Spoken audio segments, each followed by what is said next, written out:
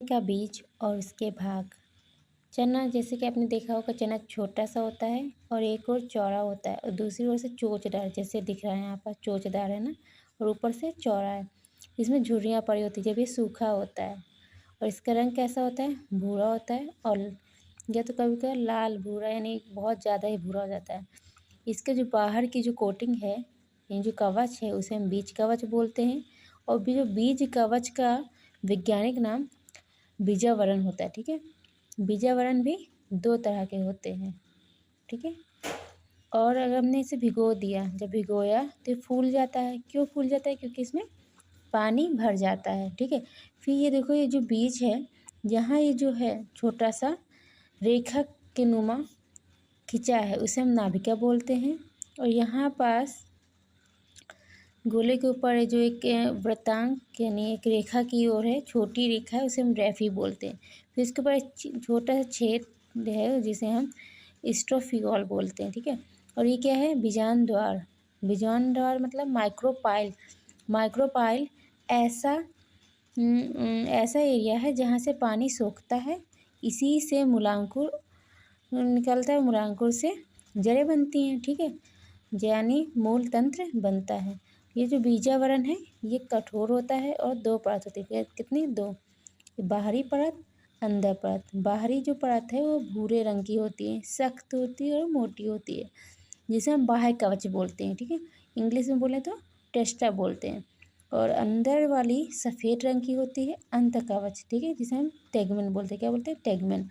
ये दोनों का मुख्य कार्य जो है भ्रूण की सुरक्षा करना है। जो भ्रूण है हमारा, जो एम्ब्रियो है, उसकी प्रोटेक्शन करना किसका काम है?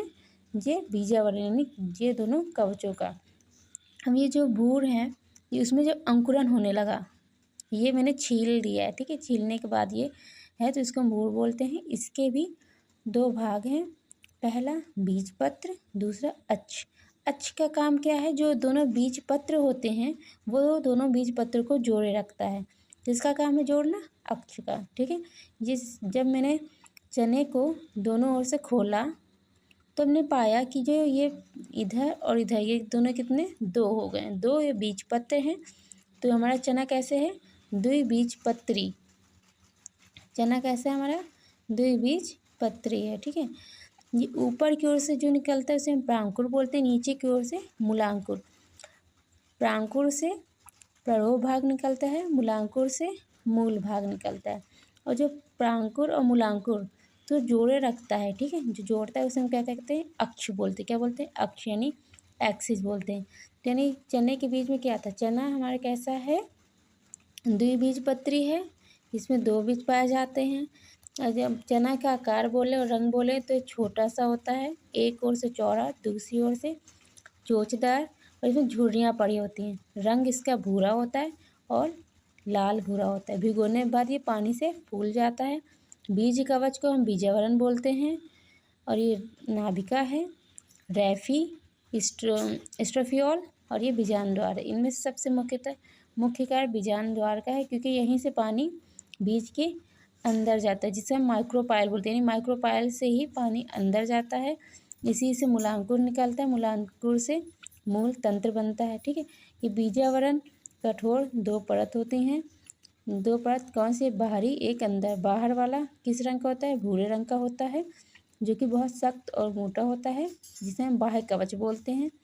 अंदर वाला सफ़ेद रंग का होता है, जिसे अंतःकवच बोलते हैं। ये बाह्य कवच, अंतःकवच, जब दोनों को हम मिलाएंगे तो ये दोनों का कार्य होता है, जो भ्रूण है यानी जो हमारा एम्ब्रियो है, एम्ब्रियो की प्रोटेक्शन करना। ठीक है, ये जब हमने इसे खोला तो हमने पाया कि ये जो भ्रूण है, और ये क्या है हमारा? जो है ये है मूलांकुर। क्या? मूलांकुर। सबसे पहला क्या निकलेगा? मूलांकुर निकलेगा। जो एम्ब्रियो है, एम्ब्रियो के दो भाग हैं, बीजपत्र, अक्ष। बीजपत्र का कार्य क्या है? भोजन संग्रह करना। ठीक है, भोजन को संचित करना। अक्ष का काम क्या है? जो दोनों बीजपत्र हैं उनको जोड़ना, यानी और प्रांकुर और मूलांकुर को जोड़ना। ठीक है, ये ऊपर प्रांकुर है, ये मूलांकुर, ये बीजपत्र। चने का बीज और उसका भाग में बस इतना ही है। Okay, thank you.